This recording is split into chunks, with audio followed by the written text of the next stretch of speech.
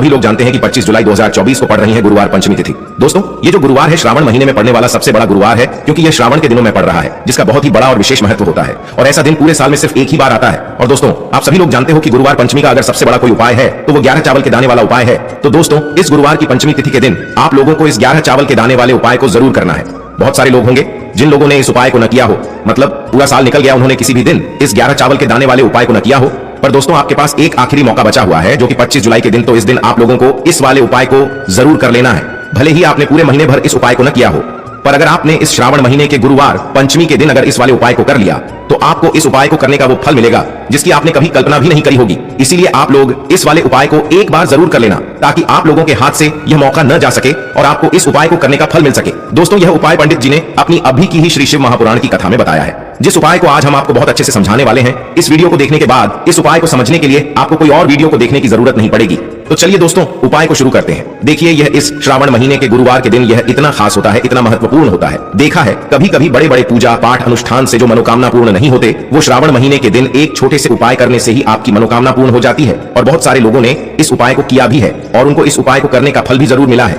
अगर आप लोग भी इस उपाय को करना चाहते हैं तो आप इस उपाय को पहले अच्छे से समझ लेना, सुन लेना, उसके बाद करना। आपको इस उपाय का फल जरूर मिलेगा। और इस उपाय को कर लेने से आपके घर में चाहे किसी भी प्रकार की दुख और समस्या क्यों न चल रही हो, आपको उसका कारण भी नहीं पता है कि भाई यह समस्या किस कारण से चल रही है। उसका कुछ भी कारण हो सकता है, जैसे पितृदोष हो सकता है या किसी भी तरह का मंगल दोष भी हो सकता है।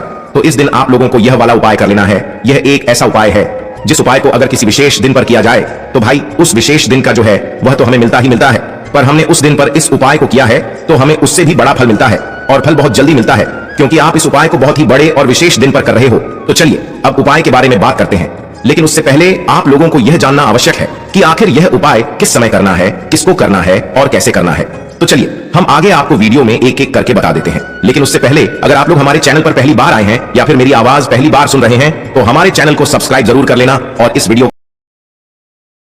लाइक करके कमेंट बॉक्स में श्री शिवाय नमस्तुभ्यम ओम नमः शिवाय जरूर टाइप कर देना। तो दोस्तों, इस 11 चावल के दाने वाले उपाय को हमें इस गुरुवार पंचमी के दिन कैसे करना है, किसको करना है, किस समय करना है और कहां पर करना है, ये सारे सवालों के जवाब आपको इस वीडियो में मिल जाएंगे। और जो ये वीडियो देखेगा भाई, उसको 11 चावल के दाने वाला उपाय जरूर करना चाहिए, क्योंकि इस दिन एक चावल के दाने का भी बहुत ही बड़ा और विशेष महत्व होता है। और जब बात आ जाए 11 चावल के दाने की, तो यह सोने पे सुहागा वाली बात हो जाती है और ये एक बहुत ही बड़ा उपाय हो जाता है इस गुरुवार पंचमी का। तो अब दोस्तों, इस 11 चावल के दाने वाले उपाय को आखिर करना किसको है, सबसे पहले हम लोग वो बात जान लेते हैं। तो देखो, घर की जो बड़ी माताएं बहनें होती हैं, उन माताओं बहनों में से कोई भी एक बड़ी माता बहन इस वाले उपाय को कर सकती है। और दोस्तों, अगर आप चाहें तो अपने घर में से सभी सदस्यों को भी इस उपाय को करवा सकते हैं। अगर किसी व्यक्ति की खुद की कोई मनोकामना है, खुद की कोई दुख और परेशानी है जो कि वह अपने लिए ही करना चाहता है इस वाले उपाय को, तो वह खुद अपने लिए भी कर सकता है। बाकी अगर कोई घर में से ऐसा है जो कि अपने पूरे घर परिवार की सुख और शांति के लिए ये वाला उपाय करना चाहता है, तो भाई वह भी कर सकता है, उसमें भी कोई दिक्कत वाली बात नहीं है। कहने का मतलब यह है कि इस उपाय को हर एक सदस्य भी कर सकता है और पूरे घर परिवार के सदस्य के लिए घर की बड़ी माताओं बहनों में से कोई एक माता बहन भी कर सकती है। माताएं बहनें अगर घर में उपस्थित ना हो या वो यह वाला उपाय न कर पा रही हो, तो फिर घर का कोई बड़ा सदस्य भी इस 11 चावल के दाने वाले उपाय को कर सकता है, चाहे फिर वह पुरुष ही क्यों ना हो, उसमें कोई भी दिक्कत वाली बात नहीं है। अब दोस्तों, इस 11 चावल के दाने वाले उपाय को हमें करना कहां पर है? हमें इसे शिव जी के मंदिर में जाकर करना है। बहुत सारे लोग प्रश्न करते हैं हर एक उपाय को करते समय क्या हम इस उपाय को घर पर कर सकते हैं? तो इस वाले उपाय को आप घर पर नहीं कर सकते हो। इस वाले उपाय को करने के लिए आपको शिव जी के मंदिर ही जाना पड़ेगा। उसके बाद में दोस्तों, जो अगला प्रश्न निकल कर आता है वो यह आता है इस उपाय को लेकर कि आखिर इस उपाय को हमें किस समय करना है, सुबह के समय करना है कि शाम के समय करना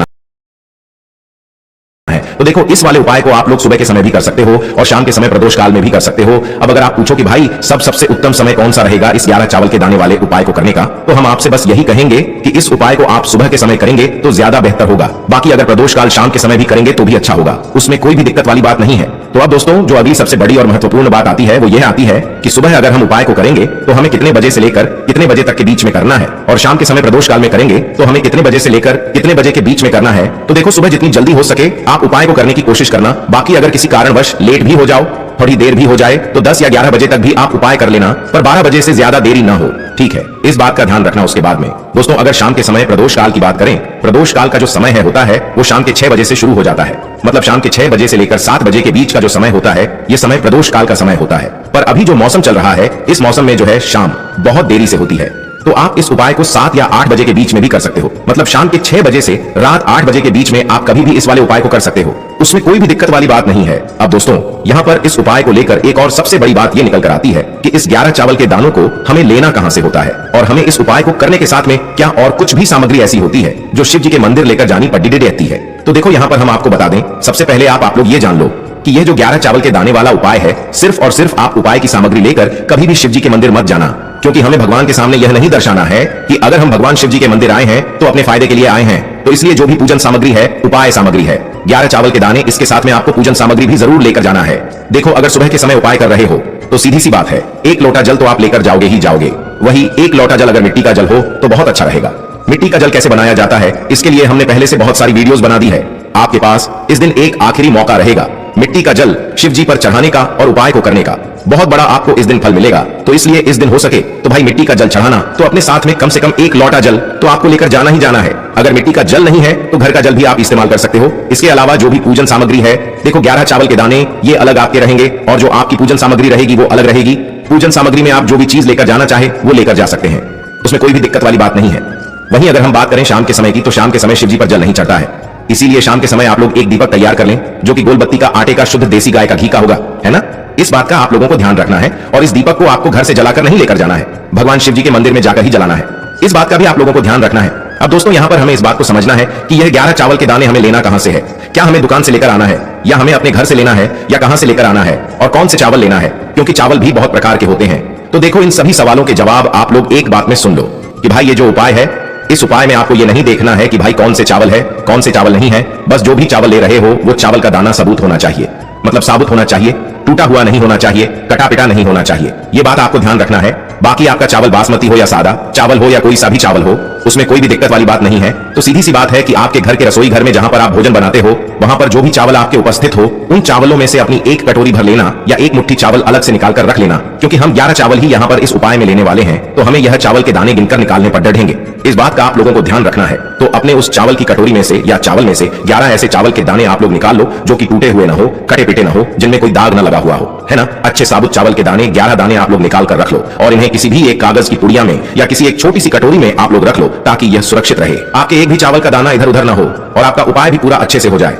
तो भाई जैसे ही आपका उपाय की जो सामग्री है, 11 चावल के दाने ये तैयार हो जाते हैं, उसके बाद में आपको जो भी अपनी पूजन सामग्री है, सुबह के समय कर रहे हो तो 1 लोटा जल या पूजन सामग्री जो लेकर जाना चाहो उसकी भी तैयारी कर लेना, और शाम के समय जा रहे हो तो भाई अपना जो दीपक है उसे तैयार कर लेना, ठीक है। और उपाय को करते समय शुद्धता का विशेष रूप से ध्यान रखना, ठीक है। सुबह सुबह स्नान करने के बाद ही उपाय को करने की आप लोग तैयारी करना।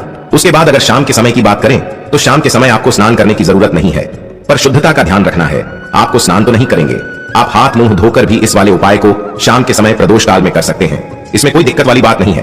तो आप अपने उपाय की पूरी सामग्री तैयार करके आपके पास ही में जो आपका शिव मंदिर हो वहां पर पहुंच जाइए।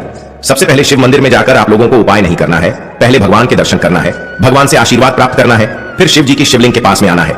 शिवलिंग के पास में आने के बाद आप जो पूजन सामग्री लेकर आए हुए हैं, जैसे कि सुबह गए हुए होंगे तो 1 लोटा जल और जो भी पूजन सामग्री लेकर आए हैं आप उनसे भगवान शिव जी की पूजन कीजिए। सबसे पहले तो 1 लोटा जल ही चढ़ेगा, उसके बाद में आपकी पूजन सामग्री चढ़ेगी। उसके बाद में अगर दोस्तों शाम के समय अगर आप इस उपाय को कर रहे हो तो अपने साथ में कम से कम एक जो दीपक है गोल बाती का जो आप अपने साथ में लेकर गए हो, उस दीपक को मंदिर में जाकर अपनी माचिस से जलाना है और उस दीपक को शिवलिंग के पास में रखना है, ठीक है। इस दीपक को रखने के बाद ही आप लोगों को अपना ये वाला उपाय शुरू करना है, और दीपक को ज्यादा पास में मत रखना, वैसे भी गर्मी पड़ रही है, भगवान शिव जी को आंच नहीं लगनी चाहिए, है ना। तो भाई जैसे ही आपकी पूजा अर्चना हो जाती है, आप भगवान शिव जी को प्रसन्न कर लेते हैं, उसके बाद में शिवलिंग के पास ही में आप कहीं पर बैठ जाइए, सामने या आसपास जिस जगह पर आपको बैठना हो वहां पर बैठ जाइए और अपने वह 11 चावल के दाने अपने सामने निकाल कर रख लीजिए, क्योंकि अब यहाँ पर उपाय को यहाँ पर करने की आपको तैयारी करना है। और इस तरीके से जब आप उपाय करेंगे, पूजन सामग्री करने के बाद, पूजन अर्चना करने के बाद, तो आपको उपाय का फल बहुत जल्दी और बहुत बढ़ा होकर मिलेगा। तो अपने 11 चावल के दाने अपने सामने निकाल कर रख लेना, और यह जो उपाय है यह आपकी सीधे हाथ की हथेली से होगा, इसलिए इस बात का भी विशेष रूप से ध्यान रखना है। तो सीधे हाथ की हथेली का प्रयोग करके ही आप लोग अपना इस वाले उपाय को करना। अपने सामने जो भी आपकी कागज की पुड्डिया है उसको खोल कर रख लो, या कटोरी है तो भाई उसे अपने सामने रख लो और अपने वह 11 चावल के दाने निकाल लो, ठीक है। उसके बाद में दोस्तों अब आपको क्या करना है कि शिवलिंग आपके सामने होगी, तो आपने वह 11 चावल के दाने एक एक करके आपको शिव जी के शिवलिंग के ऊपर चढ़ाना है। कहां पर चढ़ाना है? शिवलिंग के ऊपर चढ़ाना है, और कहीं पर भी नहीं चढ़ाना है। आपको अपने हथेली से तो शिवलिंग के ऊपर चढ़ना है, भले ही फिर वो अपने आप जलाधारी पर गिर जाए या मतलब वहीं पर गिर जाए, उसमें कोई दिक्कत वाली बात नहीं है, पर आप चढ़ाओ शिवलिंग के ऊपर ही। तो आपको क्या करना है, अपना पहला चावल का दाना उठाना है, श्री शिवाय नमस्तुभ्यम बोलना है और शिवलिंग पर चढ़ा देना है। इसी तरीके से दूसरा चावल का दाना उठा है, शिवलिंग पर चढ़ाना है और मंत्र बोल देना है, और फिर तीसरा चावल का दाना उठाना है, श्री शिवाय नमस्तुभ्यम बोलना है और चढ़ा देना है। इसी प्रकार से आपको पूरे 11 चावल के दाने एक एक करके शिव जी के शिवलिंग के ऊपर चढ़ाना है और भगवान से प्रार्थना करते जाना है। मतलब प्रार्थना तो आपको आखिरी में करना है, पर हर एक चावल के दाने को चढ़ाते समय श्री शिवाय नमस्तुभ्यम जरूर बोलना है। उसके बाद ही में यह चावल का दाना शिवलिंग के ऊपर आपको चढ़ाना है। जैसे ही आपके 11 चावल के दाने शिवलिंग के ऊपर चढ़ाए जाते हैं तो भाई उसके बाद में आपको क्या करना है, भगवान से अपनी मनोकामना बोलना है। मनोकामना भी कब बोलना है, जब आपका 11 चावल का दाना आपके सीधे हाथ की हथेली में हो और आप उसे चढ़ाने के लिए जा रहे हो। श्री शिवाय नमस्तुभ्यम बोलकर उस आखिरी चावल के दाने को शिवलिंग के ऊपर चढ़ा देना और भगवान से फिर अपनी वह मनोकामना बोल देना, जिस मनोकामना के लिए आप लोग अपना यह वाला उपाय कर रहे हो, जिस भी दुख और परेशानी के लिए आप लोग अपना यह वाला उपाय कर रहे हो। उसके बाद में जैसे ही आप अपनी मनोकामना बोल देते हो, आपका यह वाला उपाय पूरा हो जाता है। पर दोस्तों, उपाय को करने के बाद आप लोगों को 2 मिनट भगवान शिव जी के मंत्र का जाप जरूर करना है, और मंत्र का जाप करने के बाद भगवान से एक और बार प्रार्थना करना है अपनी मनोकामना के लिए या अपनी जो भी दुख और परेशानी है उसके लिए। इसके बाद में आप लोग भगवान को देखकर, भगवान से प्रार्थना करके, उनसे आशीर्वाद लेकर वहां से उठ सकते हैं और अपने घर पर जा सकते हैं। बस दोस्तों, यहां पर यह वाला उपाय पूरा हो जाता है। इस तरीके से जो भी व्यक्ति छोटी छोटी चीजों का ध्यान रखते हुए इस 11 चावल के दाने वाले उपाय को करेगा, निश्चित सी बात है उससे उसकी मनोकामना जल्द ही पूर्ण होगी और जो भी दुख और परेशानी है वो भी बहुत ही जल्दी दूर होंगे। और दोस्तों,